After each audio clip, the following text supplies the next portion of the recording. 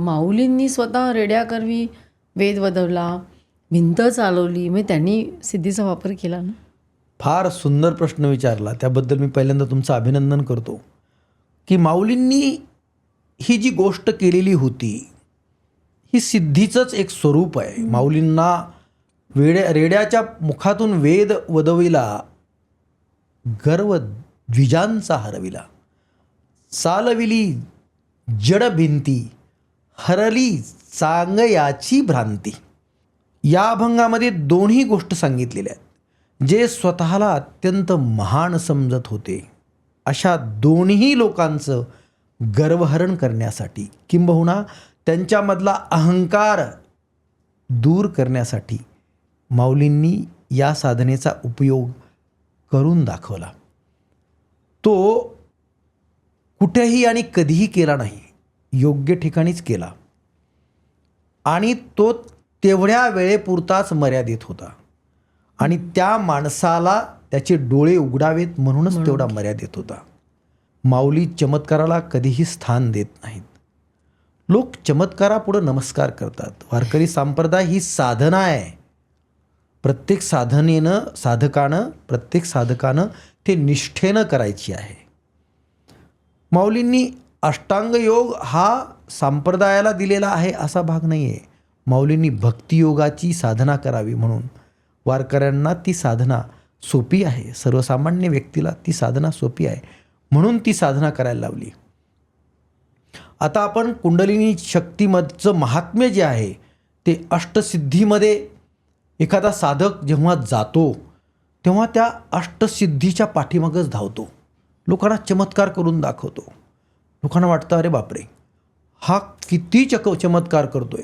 आणि मग त्या चमत्काराच्या पाठीमागं साधक लागल्यानंतर त्याचं साध्यच बाजूला राहतं. असे आपण जगात हल्ली खूप बघतो ना, सिद्धी करून आणि मग लोक धावतात त्यांच्या पाठी. लोक चमत्काराच्या पाठीच धावतात. माऊलींनी सांगितले चमत्काराच्या पाठी दोघांनी धावू नये, साधकांनी धावू नये आणि जी लोक त्याचे फॉलोअर्स आहेत त्यांनी धावू नये. किंबहुना सिद्धी हे आमचं साध्य नाहीच आहे. एवढं प्रचंड साधना करणारा साधक सिद्धीच्या पाठीमागं लागला तर त्याला ज्या गावाला जायचं ते गावच तो विसरून जाणार. त्याला तर ब्रह्मचैतन्याकडे त्याचा प्रवास त्याला संपवायचा आहे. तिथे पण प्रत्याहार उपयोगी येईल. अर्थात प्रत्याहार तर आपण पाठीमागच सोडला, परंतु इथे तो त्याचा जो प्रवास आहे कुंडलिनीचा प्रवास हा जो आहे त्याच्या सहस्राकार चक्र, ही सगळी चक्र जेव्हा उलगडली जातात तेव्हा त्याची साधना ही त्याला स्थिर स्वरूपामध्ये, साम्य स्वरूपामध्ये हृदयाकडे घेऊन जाते. ती हृदयाकडं घेऊन जात असताना त्याला माऊली असं म्हणतात की जो जिना आहे हृदयामध्ये उतरण्याचा तो सुषुम्नेचा जिना त्यांनी सांगितलेला आहे. ज्ञानेश्वरीमध्ये त्यांनी सांगितलं की सुषुम्ना हे कशाचं प्रतीक आहे? सात्विक वृत्तीचं प्रतीक आहे, समत्व भावनेचं प्रतीक आहे.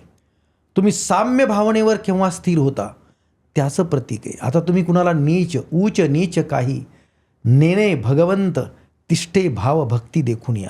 साम्य पातळीवर जेव्हा तो साधक येतो तेव्हा तो त्याच्या हृदयामध्ये उतरतो. त्या जिन्यानं तो हृदयामध्ये उतरतो. तिथे अनाहत नाद त्याला ऐकू येतो. हा खूप महत्त्वाचा शब्दप्रयोग माऊलींनी केलेला आहे ज्ञानेश्वरीमध्ये की अनाहत नाद. तो कसला नाद आहे? तो ओंकाराचा नाद आहे. लाखो करोडो भाविक ओंकार करतायत असा नाद त्या साधकाला ऐकायला येतो त्याच्या हृदयामधून आणि मग त्याचा प्रवास हा मुक्तीकडे सुरू होतो. अनाहत नादातून तो आज्ञाचक्रामध्ये आणि आज्ञाचक्रामधून तो सहस्राकार चक्राच्या द्वारे त्याची मुक्तीचा मार्ग, त्याची मुक्तीची द्वार उघडले जातात. आणि हा प्रवास हा साधकाला जर तो त्या 8 सिद्धीमध्ये अडकून पडला तर तो पुढचा प्रवास त्याला करता येणं केवळ अशक्य होतो. तो पुन्हा वापस फिरतो. ही क्लिप शेवटपर्यंत बघितल्याबद्दल खूप खूप धन्यवाद. संपूर्ण एपिसोड बघण्यासाठी खाली दिलेल्या लिंकवर क्लिक करा आणि सर्व काही चॅनलला सबस्क्राईब करायला विसरू नका.